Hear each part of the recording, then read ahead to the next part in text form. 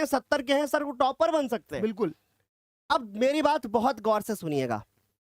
दो दोस्त एक रेस में भाग रहे थे, दो दोस्त एक रेस में भाग रहे थे।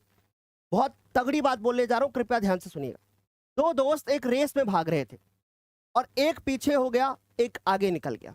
आगे वाले को यह लगता है कि मैं तो सबसे आगे हूं, मैं रेस को अप्रैल से शुरू कर चुका था।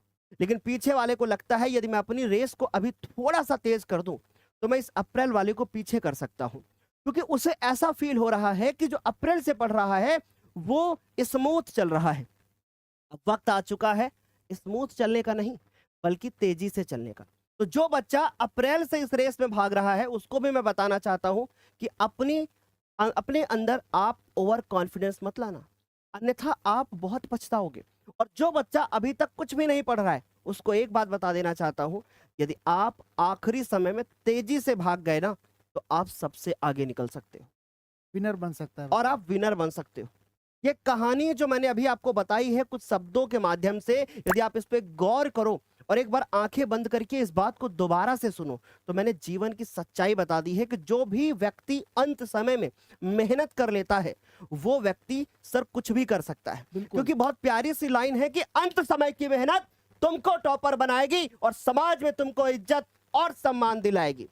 और सर अंत समय में बच्चे अक्सर मेहनत करते हैं, बोलते हैं अंत भला तो सब कुछ भला, है ना। आपको क्या लगता है सर अंत समय में कैसे मेहनत करनी चाहिए? अंत समय में सर सबसे पहले तो देखिए, जरूरी नहीं कि जैसे कि अगर कोई यहाँ पर है और आप दो बच्चे हो साथ में चल रहे हो और आप यहाँ पर अगर स्टे करके रुक गए तो ये सोचो कि अगर हमको ये, क्योंकि ये तो भाई कंटिन्यू चल रहा है, बिल्कुल। अब यहाँ से अगर आपने 2x की स्पीड नहीं करी तो मुन्ना इसके पास कहाँ पहुंच पाओगे? बिल्कुल कहाँ पहुंच पाओगे? इसलिए कभी कभी क्या होता है, स्पीड को 2x की जगह पे अगर 3x कर दिया जाए, 3x जैसा सर ने बताया कि 15 डेज की पढ़ाई और 45 डेज की पढ़ाई को 15 डेज में कवर कैसे करना है वो हम कराएंगे।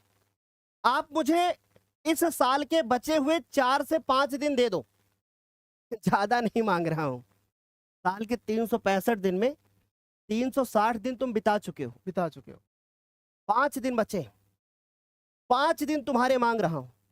इन 5 दिनों को मुझे दे देना, बाकी 2026 में तुम अपने मन से जी लेना। तुम छोड़ के जा ही नहीं पाओगे 2026 में मुझे।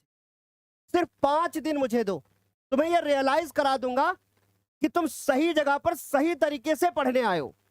सिर्फ 5 दिन, और वो 5 दिन आने वाले हैं। अभी क्या मैं देने वाला हूं इन 5 दिनों में, ध्यान से सुन लीजिएगा। और फिर उसके बाद 2026 में तुम छोड़ के जाओगे ही नहीं अगर तुम 5 दिन मेरे साथ रहोगे तो। सर अब कुछ बच्चों को लगता है कि सर मैंने कुछ पढ़ा नहीं है, बिल्कुल उनको टेंशन लेने की आवश्यकता नहीं है। दूसरी चीज, कॉपी लिखने का सही तरीका नहीं आता। अब तुम लोग क्या करते हो, बहुत गंदी सी चीज और बहुत अच्छी सी चीज दोनों बताता हूं। सर अक्सर ये बच्चे क्या करते हैं, यूट्यूब खोलते हैं और यूट्यूब पे लिखते हैं कॉपी लिखने का सही तरीका, ठीक, और इनको कोई भी वीडियो दिख जाता है वो उसको फॉलो कर लेते हैं।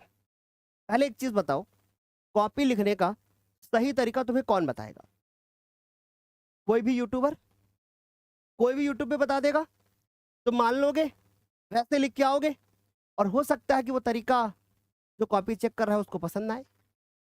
नंबर गए, बिल्कुल हो जाता है, नंबर गए ना। कभी कभी तो अगर सही जगह दवाई ना लो तो चीजें इधर से उधर हो जाती इधर से उधर हो जाते हैं। अब सुनिए कॉपी लिखने का सही तरीका क्या होता है, मैं 4 से 5 लाइन में इसको बता दूंगा, फॉलो कर लेना। तुम खुद बोलोगे सर आप सही कह रहे हो, गलत कह ही नहीं रहे हो। सुनो, जो बच्चा अपनी कॉपी बना रहा था, गौर से सुनिएगा, जो बच्चा मैथमेटिक्स ज्ञानोदय से पढ़ रहा था, साइंस ज्ञानोदय से पढ़ रहा था, हिंदी ज्ञानोदय से पढ़ रहा था, इंग्लिश ज्ञानोदय से पढ़ रहा था, पढ़ाते वक्त टीचर ने आपको बताया है कि आपको दिया है हल, नीचे बॉक्स बनाना है, ऐसे लाइन बनाना है, हर क्लास में बताया जाता है, ठीक। लेकिन मैं जानता हूं हो सकता है आप मेरे पास पहली बार आए हो, तो अब मैं आगे की बात बताता हूं कि आगे मैं कैसे आपको बताऊंगा कॉपी लिखने का तरीका। आने वाले 5 दिनों में आप लोगों को जो सीरीज में देने वाला हूं, इस सीरीज के माध्यम से मेरी बात गौर से सुनिएगा, आपको कॉपी लिखने का सही तरीका, एकदम एग्जैक्ट कॉपी कैसे लिखनी है वो भी बता दिया जाएगा। तो अब आपको इन 5 दिनों के बाद 6वें दिन ये सोचने की जरूरत नहीं है कि सर कॉपी हम लिख लें, कैसे लिखें। और एक बात याद रखिएगा, जिस भी अध्यापक से आप पढ़ रहे हैं, मैं ये नहीं कह रहा हूं कि आप मेरे से पढ़ रहे हैं या किसी और से पढ़ रहे हैं, जिस भी अध्यापक से पढ़ रहे हैं कृपया उसी अध्यापक के बताए अनुसार आप कॉपी लिखिएगा। अब चाहे आप हमसे पढ़ रहे हो या ज्ञानोदय से पढ़ रहे हो, आप कहीं भी पढ़ रहे हो, मैं किसी की बुराई नहीं कर रहा बच्चों। आप अपने अध्यापक की बात मानना, वो आपको ज्यादा बेहतर बता पाएगा। चलिए अब बिल्कुल आगे देखिए सर, जैसे मान लीजिए गेस क्वेश्चंस। अब बच्चों को मैं एक बहुत सिंपल सी बात बता देना चाहता हूं और गौर से सुनिएगा मेरी बात को। अगर आप YouTube खोलोगे और आप YouTube पे सर्च करोगे most important question for this chapter, आप लोगों ने हमेशा नोटिस किया होगा मैं बहुत कम ऐसे वीडियो बनाता हूं कि मोस्ट इंपॉर्टेंट क्वेश्चन, पर मुझे अब एहसास हो चुका है कि मेरे को बनाना पड़ेगा। ठीक है, अब क्यों बनाना पड़ेगा वो भी मैं बताऊंगा आपको। तो सर गेस क्वेश्चंस क्या होते हैं पहले इनको बताते हैं। बिल्कुल मेरी बात गौर से सुनिएगा।